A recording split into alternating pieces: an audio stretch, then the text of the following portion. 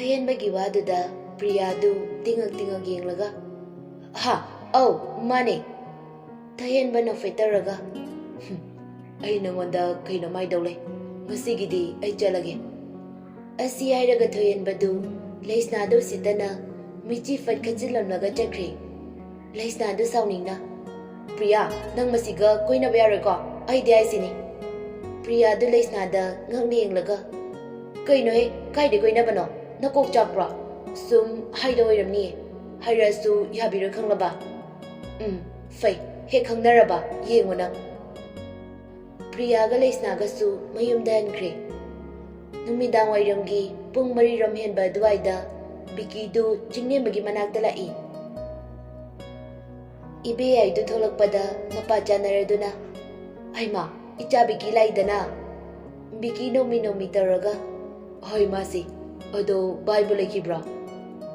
Lekibane. Magi kada. Ngasay pothani na changkibadai hagotkraba khangde. Adum chango. Hoy masi. Asi hairaga biki du jingnembagi kada changlai. Thongdo ngasinduna laibana hanglaga dumak changlai. Jingnemba tumlaga lairami. Biki na changsilaga kawi. Bye, tabro, se, ay laiye. Jingnemba mamitam na pangai. Aduga mamitu noiraga walai. Hagoloy, numidang wairam sida adum tumsilidu ba? Bye. Ay do waina hipthabada adum tumtakraba mali. Hoy doida, ado nang album namni daina sida. Handagdi Manipur doina namsi tawri. Adum aina ada lairasu Manipur gi singer actress doina pau phone. Ado idi Manipur gi sa nambudi namningde. Ado upai di leite. Biki nooga. Ibunga moi Hindi ki heroine daina Manipur gi na yamti fazaba yanbane.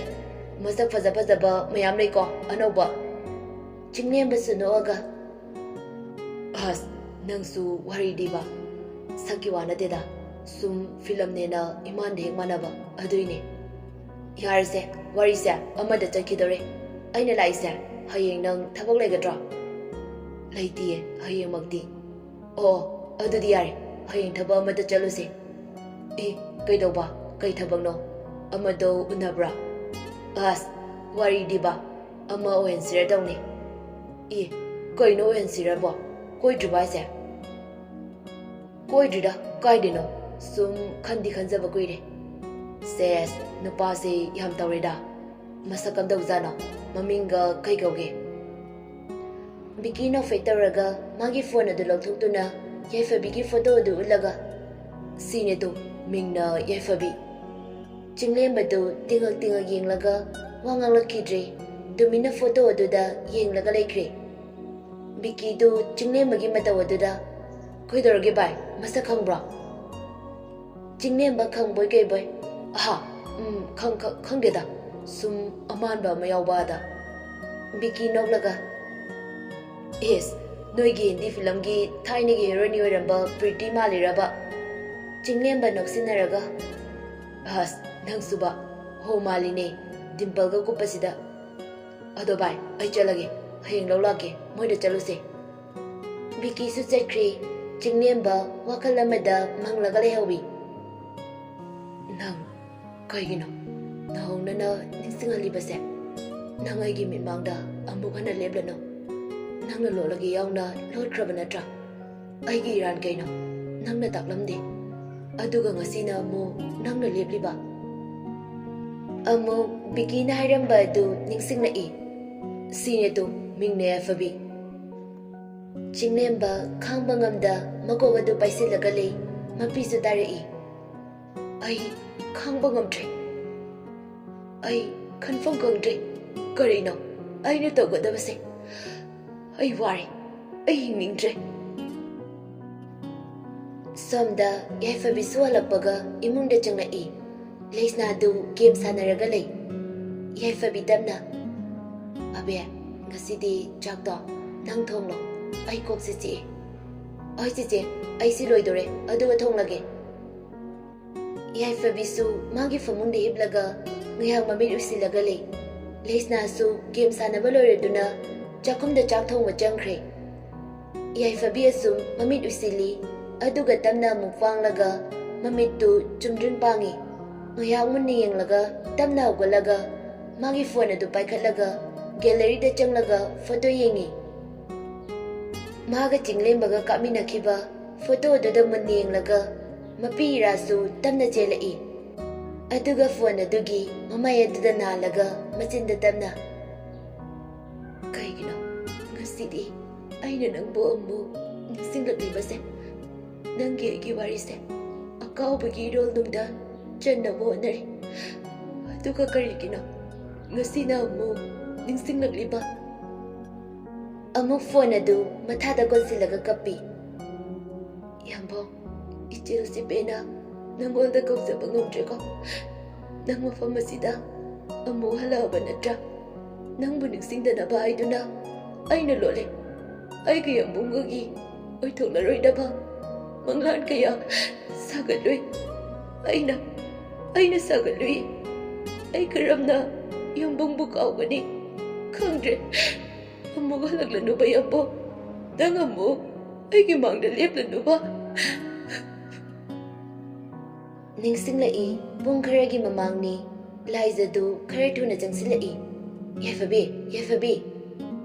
Yaifabidu bizang orambadai mamay san ontharaga Laiza kaino yang pakana laiduna kaida boyarage Laiza sor tabe holaga yam bungda Yaifabidu Laiza da manenglaga Laiza yang mungay darage yang mungay darage ba Laiza sor sangba mohandoga nungay tanari Yaifabi yang bungda Manipura tholai mayamda lai Yaifabi du ngakna aseng bayro Laiza mani Yaifabi mana nang buthi raga na kamdong ne moi gi mung manungna mana nang buthi khanglaga na kamdong ba Yaifabi mapi ra chelai adubu wadi ngangdana mamayon thokre Laiza su nungai dana Yaifabi de yengi Leisna changloire duna machi bu ko balai che Machina kappaga leiramba aduda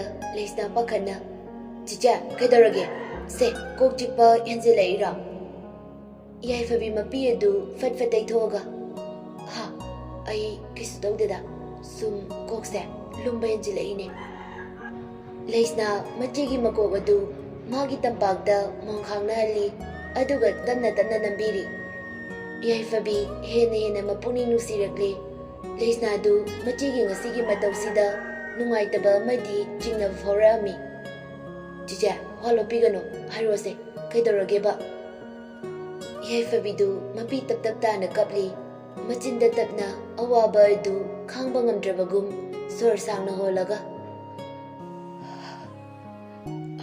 abe chiche kaisu tawdi Leisna su kapai Chicha aise nangi hekna nauni aduga ibo lamlan bi amagumna karigino asumna walolise aise nangi nanauna ti haina khalabo Chicha gi hek nanaw magoiramadi chiche na karigi kapliba maram hairangani ko adubo iti chiche gi kanasu tokte haidi lamlan bine Yaifabidu sauna hogolaga Leisna gi mamaida khupangna thai Kaino nang haido nang haido kaino nangi na jindagi adugumba wahai kaino chichi gi abe nang chichi da dumna hariba kaigino nangi na ningthongande aiduna samna tawribra Leisna su kappaga machi da konsili chiche ai lale amugana ai sigumba hararoi hai gi china sina amugana palaroi Yaifabi su kappi Leisna bu mathadagi lauthokduna mapi du deithoga yarse lao chak chawrasi lao Leisna su mapi du deithoga tapna machiga punna chak chaba chakre somda su thoyen badu chak tolaga game sanarambadagi pelaba male gen sanaba leblaga Facebook su paibada Priya gi account urami Priya Janu haina hangba aduda friend request hajili aduga magi friend list da sum yengbada Leisna ningombam haina hangba dubada fatchangi aduga friend request pisali aduga sum otuna yengi yaifabiga kaminaba photo ama urami caption da sumna aigi chiche nungsibi aigi di mama baba pumnamak oiribi chiche gi lamandi punsisi gi kauri mapong po kuding da su aigi chiche sa chiche oina aduma phongjage ko love you chiche Thoyen bai fen noklaga ha machi ora male masakti thiba na deba machi deisu mana heli ne fajaba ada makok chapagi nusidaba machi sina kuchuse khitang sengde adu erasu rasidi manau bide hele ingba male machi se kanade masigi lesna ai bicharang se amuk tangdi ikai ba pikini limna tokada bana dina asumna Thoyen ba inkhalakpaga oibana afafata kantadi mana khaliduna chumi khanba mi oibana mapa puak taktagi mina sakhangnarakpa imungdagi horakpa oibana awa anadi khara khangba walami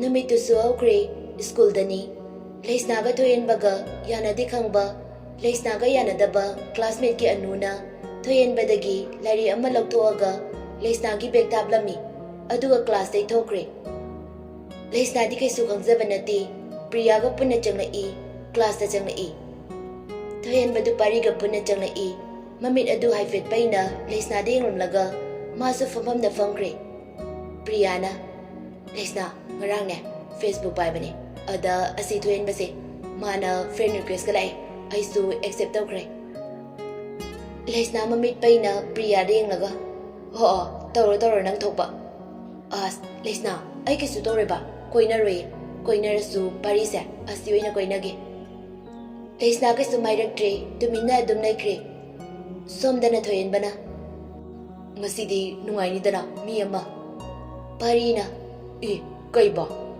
khanglaroi na ngaya ki matung ni oja changlai aduga lairik tapu haurai Thoyen badu bega du dinglaga koino ai lairik yomdre nang lairik di kai chadeba nang pudi purakraba puraktradi kaino mayam du suying lai oza duna koidore Thoyen ba golaga sir ai lairik yomdre lairik to ai hapakpane ngasai da supa bane aduda paisa khara yaukibane sir oza duna mayam adu dinglaga kaino aise noi mayam uba yaunabra oza singna email gi machani na luna dawi aduge school dugi satra kharadi khangnami magi jamjam na laithokpa sina mina sumalamde mayam du magi beg adu oza adu na yenghalli check sum tarakpada leisna gi mapa yorakpada beg adu Thoyen bana fat pai khatli aduga yengi Thoyen bana le sir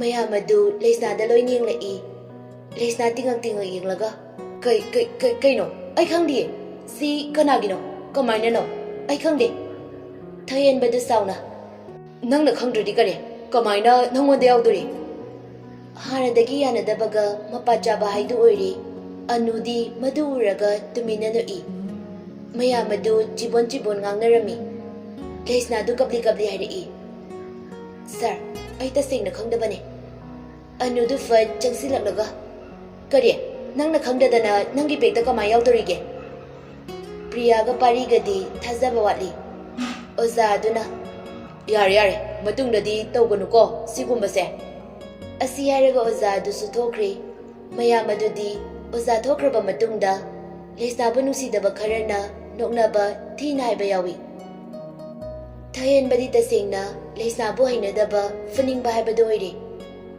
pari di munna Thoyen bada yenglaga lei ngasai Thoyen bana mi ama nungai ni haikibadu ningsinglakpada pari du Thoyen bana tawri boy khalli adubu pungkum marisi adum laimina boy bana karamba matamda tawri bano natraga mine khalibra khalli tasengna leisna mayamna ngangnariba du taraga mafam aduda leining mafaudri mapisu tari nupi amana leisna nangdi mohong mandana yam ngamina da Thoyen bagi laito lauraga kaidoge habanana anu sitana migi mapomasida kayam pamgina ikaidro nangba mase first fattersu singna bayade emele gi machane aduga nangumbaga yengna boybadi nangyam nope haibiriba mayam adu thoyenbasi MLA gi machani haiba aduda ngakpana lori adubu Priya ga Leisna gadi thoina tarudre asumne yamna wana class adu sulai singre suti tharaduna geta Priya ga Leisna ga su tamna tamna wadi amada ngangnadana thoklamine mayam adudi Leisna di yenglaga noksinna mayam amasu yauri lambi da tamna tamna chalingaida thoyen badu yamna usitana Leisna gi mangda lepagairi hoi nangai ko Leisna chaplepi aduga thoyen bada munni yenglaga lei aduga mamai adu nontharaga leikre thoyen bana nang sel kyam pangge nang nei gi sel yawi khangbai lairik to randrasu loge habada yaroi da banate hoi paisa bu pam da ba kana legi ne nangi nawong na tawduna nang na lojaba lichachina nang se karambai mungi karamo mama pagi machan habada khangne khaide da kaisu kaide lowo ado ran gano tungda lamdam nani nang angang musu nate Leisna mama pabudi jingtok na ngang baduda masadu sauning bana thak ni I maya karkak chiglaga khangi thayen badu sitana handakti huranda sune waigi natraga loge haro asi hairaga pari buchinglaga chekre Leisna du hik launa hausikta da kabla I Priya sunungaitana Leisna se kapkanoba miloina yengnare lao se Leisna bu Priya na makusam laga buduna lai